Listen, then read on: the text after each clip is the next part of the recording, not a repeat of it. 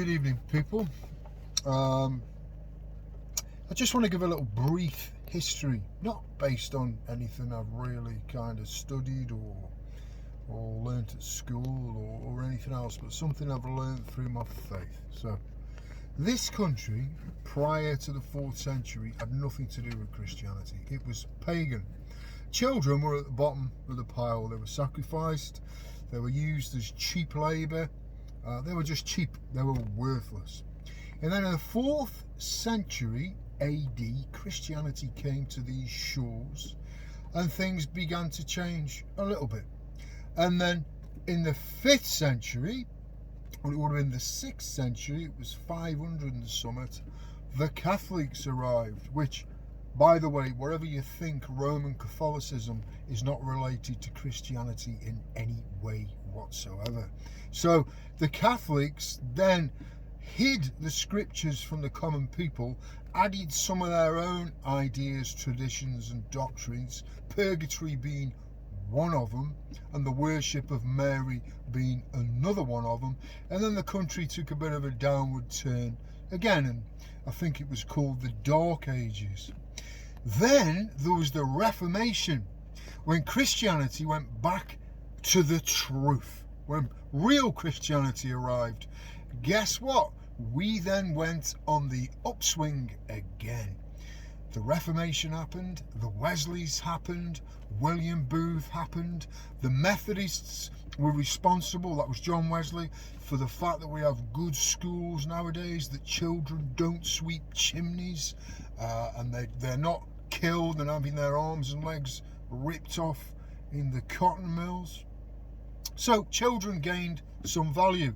And then we get to the 60s nowadays. 60s just gone, the 1960s. The sexual revolution, when things went a bit AWOL, morals were binned. And guess what? Children, again, started to be sacrificed. You might call it abortion, some might call it murder. Whatever it is, it's sacrifice for convenience. That's what they always did.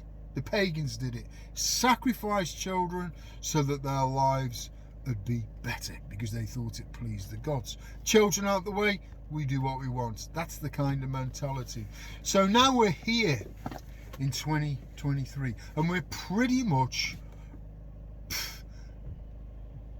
Christianity has been dismantled in this country. The Church of England has capitulated. It's no longer can be called a church, really. The Methodists have done the same thing. They can no longer be called a church, really. So the morals have gone. Christianity's gone. And the one thing that the people that are now flooding into this country from everywhere else see in this country, they may not realise it.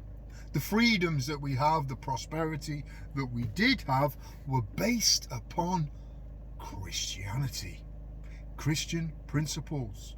So whether you believe in God or not, when Christianity is at the heart of a nation's good and people are safe. I'm not talking about paedophile priests in the Catholic side of things. I'm talking about true Christianity. Children are safe. So Christianity has left these shores now. Guess what?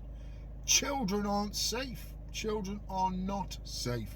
Paedophilia is on the rise. Children are being sexualized, and the people that are flooding into this country, attracted by its Christian roots and what Christianity brought to the country, are going to turn this country into an Islamic nation. That's their plan. That's their plan.